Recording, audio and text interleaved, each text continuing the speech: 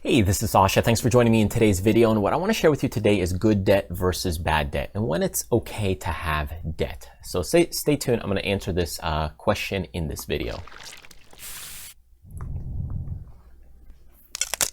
All right, so many people watching this may think that debt is bad. All forms of debt is bad. Debt, you are a servant for life. And although that's the case in some situations, using debt can have the power of you using some leverage to be able to make more money from money. Or it can accelerate and ramp up your career, or it can accelerate and ramp up your personal situation. So you need to understand that debt is a way to go ahead. It's a tool. And if you use the tool in a wrong way, then it can be bad. So just for example, hey, you have a hammer, you could use that hammer to go ahead and build a house or fix a wall, or you could use that hammer to hurt somebody. So that's really the same thing when it comes to debt, is using it in the right and appropriate way will make the most sense if you understand how debt works and how to use it effectively. So let's go to the glass board and I'll share with you some insights of good debt versus bad debt. Okay, so if we're looking at good debt versus bad debt, a simple example of good debt is something like a mortgage. And the reason for this is because when you have a house, what typically happens is the house will appreciate in value. Now, also not everybody has a boatload of cash to buy a house outright. So if you're trying to pay cash for a house, not everybody can save that much. So whether you're buying a house for $500,000, maybe more, maybe who knows, in different areas, it could be $1 million. Everybody's at different points, or much more than that. The point is that not everybody has this cash saved up to be able to pay for a house cash just like that. And by getting a mortgage, it allows you to eliminate the rent problem, especially if you're living in that house for quite a long period of time. Whereas bad debt is something like credit cards. Credit cards have a ridiculous high interest fee depending on where you're at. I mean, it could be 19%, it could be 29% interest fees, and that's really expensive. And it starts to rack up. It's almost like you can't get out of the issue or the problem. So let's take a look at some things that are bad debt. So some common things that stem from credit card debt is really spending. Spending where you're spending based on consumerism, if you've heard that word before, consumerism. So this is consumer spending. That's another thing.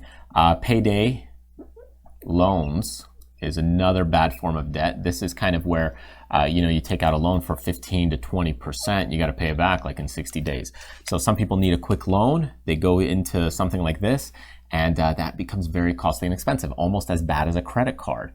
So the other thing is, some people don't think about this, but a car loan. And the reason for that this is a bad one, is because the asset depreciates with time. A car, just when you drive it off the lot, is 15 to 25% lower within that first year to 2 years of driving it. So these are some forms of bad debt because they don't appreciate in time, they don't make you money in the future, they don't add value to you in the future.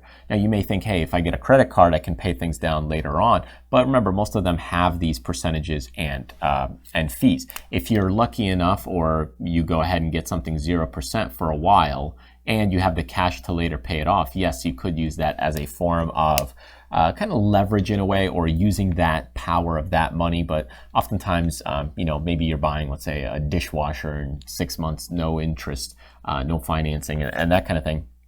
Well, in that case, yeah, but you're saving $300 to $400, and if you've got the cash, sometimes the headache or the mental space is not even worth it.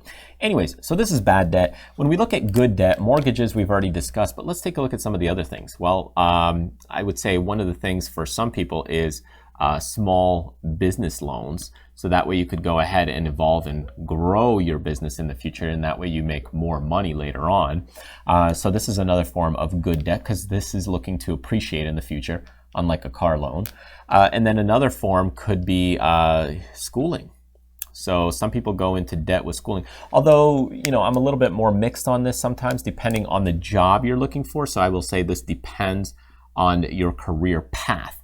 So if you're looking at schooling and you're going into, I would say, journalism, or maybe, let's say, writing, and you want to be a writer, well, do you want to cough up $200,000 to be a writer in student loan debt? How about if I said $750,000 in debt? Would you be willing to be $750,000 in debt to be a writer? And I would say maybe that's not the wisest investment to have debt, because if you want to write, just write. It's different if you're becoming, let's say, a medical doctor, and you maybe want to become a brain surgeon and you've got $500,000 in debt. Yeah, but they might be making $350,000 a year. So that's a whole different story, because within a couple of years, you're paying off your debt that you've racked up over the years of schooling. So, understand where your good debt lies and what you can get out of it in the future. So with mortgages, a house, are you buying the right house that will appreciate or at least attain its value so that way you don't have to pay rent? Small business, is it a wise decision for you to invest in a small business so that way it appreciates in time? And schooling, the same thing. If you're getting a job or looking to get a job out of school, what are you doing? How are you investing that money? This is debt. Is that debt being transformed in the future? Are you a writer? Maybe you're a photographer. This may not also be the same thing, because now every kid who's 12 years old has a camera. So you might just want to focus a little more on the business side rather than, hey, let me get a degree in photography.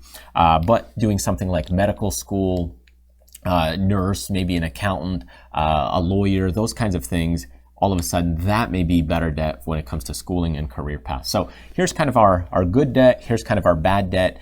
And the point being is that good debt, what happens is that with time, you look for it to appreciate and grow your money. And bad debt, what happens is it actually loses you money with time. Now, in the stock market world, there's one more good debt that I will mention. It's a little more confusing for some people to understand, but it is known as margin.